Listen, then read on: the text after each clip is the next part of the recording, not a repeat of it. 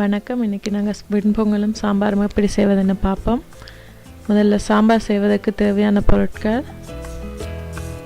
Carrot, உருளைக்கிழங்கு, தக்காளி பழம், பூசணிக்காய், முருங்கங்காய், பச்சை தக்காளி எல்லாத்தையும் கழுவி வெட்டி வச்சுருக்குறோம்.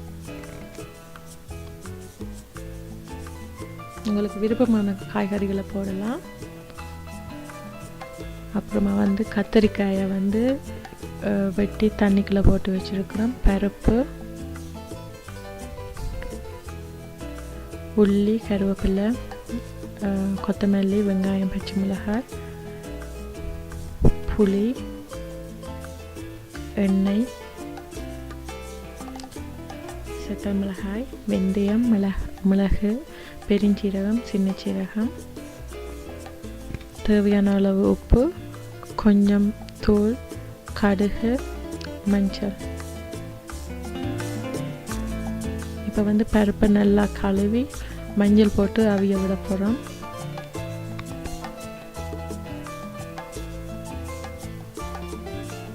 இன்னொரு பாத்திரத்தில் எண்ணெயை ஊற்றி எண்ணெய் சூடானதும் கடுகை போட்டு கடுகு வடித்ததும் நாங்கள் வச்சிருக்கிற செத்த மிளகாய், மிளகு, வெந்தயம், பெருஞ்சீரகம், சின்ன சீரகத்தை போட்டு நல்லா வதக்க போகிறோம். இப்போ கருவேப்பிலையை சேர்க்குறோம்.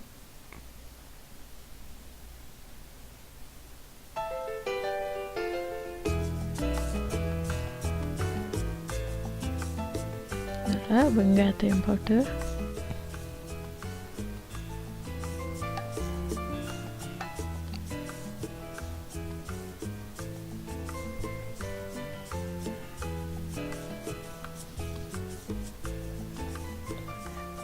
கொஞ்சம் உப்பு போட்டு வதக்க போகிறோம். ஏன்னா உப்பு கொஞ்சம் சீக்கிரமாக வெங்காயம் வதங்கிடும். இப்போ வெட்டி வச்சிருக்கிற கேரட், உருளைக்கிழங்கு, முருங்கங்காய், பூசணிக்காயை போட்டு வதக்க போகிறோம்.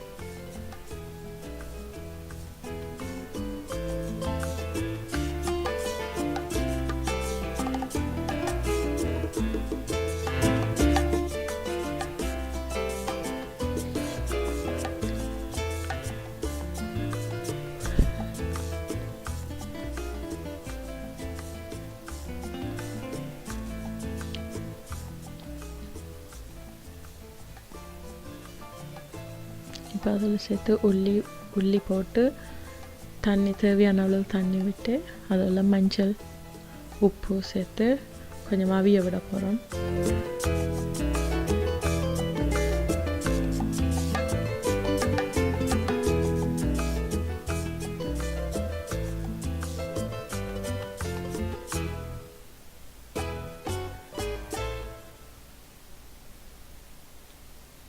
ஓரளவு அவிஞ்சு வந்துட்டு இப்போ வச்சிருக்கிற பச்சை தக்காளி பழத்தை போட்டு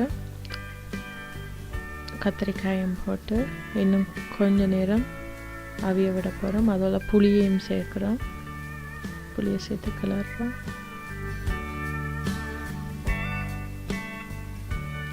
தேவையான அளவு உப்பு எடுத்துக்கோங்க. இப்போ ஒரு ஸ்பூன் அளவு தூள் போட்டு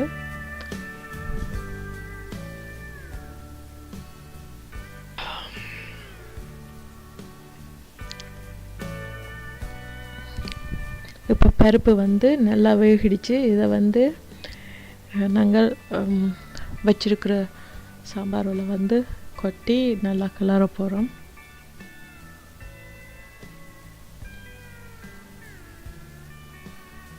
கிளறி ஒரு 10 மினிட்ஸ் அடுப்பில் வைக்க போகிறோம். என்னோட கத்திரிக்காய் இன்னும் கொஞ்சம் வேக கிடக்குது. ஸோ 10 மினிட்ஸால் எல்லாம் ரெடி ஆயிடுச்சுது. இப்போ நாங்கள் வதக்கி வச்சிருக்கிற வெங்காயம், செத்தல் மிளகாய், சின்ன சீரகம், கருவேப்பிலையை போட்டு கிளற போகிறோம். இதில் நீங்கள் கொத்தமல்லியையும் தூவி அடுப்பு ஆஃப் பண்ணலாம். இப்போ சுவையான சாம்பார் ரெடி ஆயிட்டு. இப்போ நாங்கள் வெண்பொங்கல் எப்படி செய்வதுன்னு பார்ப்போம். வெண்பொங்கலுக்கு தேவையான பொருட்கள்: சிவப்பு பச்சை அரிசி, பாசிப்பருப்பு, இஞ்சி, சின்ன சீரகம், மிளகு, கருவேப்பிலை, பச்சை மிளகாய். இப்போ நாங்கள் சிவப்பு பச்சை அரிசியையும் பாசிப்பருப்பையும் வந்து நல்லா கழுவி குழையிற அளவுக்கு தண்ணி விட்டு வேக விட போகிறோம். இதில் நாங்கள் உப்பும் நெய்யும் கொஞ்சம் நெய்யும் சேர்த்து வேக விட்டால் இன்னும் சுவையாக இருக்கும்.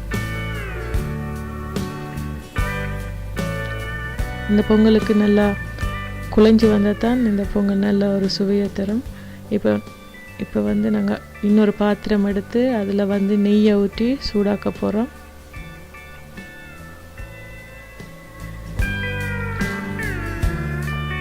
நெய் சூடானதும் இஞ்சி,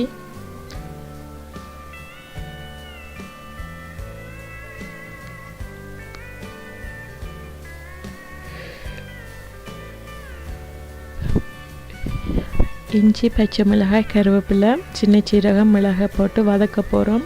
இது ஆக வதக்கக்கூடாது. ஒரு பொன்னிறமாக வந்ததும் நீங்கள் அடுப்பை நிப்பாட்டிடலாம்.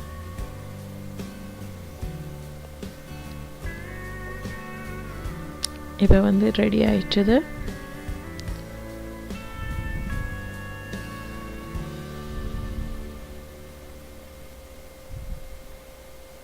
இப்போ நல்லா அரிசி நல்லா குழஞ்சி வந்துடுச்சு, நல்ல பதத்துக்கு வந்துடுச்சு. இப்போ வந்து இதை நீங்கள் இன்னொரு பாத்திரத்தில் போட்டு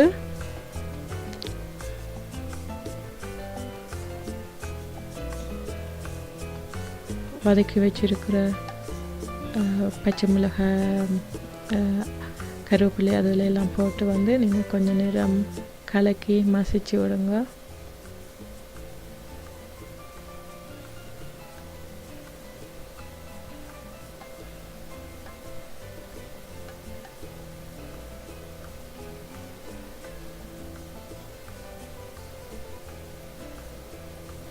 இப்போ வந்து சுவையான வெண்பொங்கலும் தயாராகிட்டுது. இதை நீங்கள் வந்து சாம்பாரோடு சேர்த்து சாப்பிடலாம். மிகவும் சுலபமான முறையில் செய்யக்கூடியது. நீங்களும் செய்து பாருங்கள். நன்றி, வணக்கம்.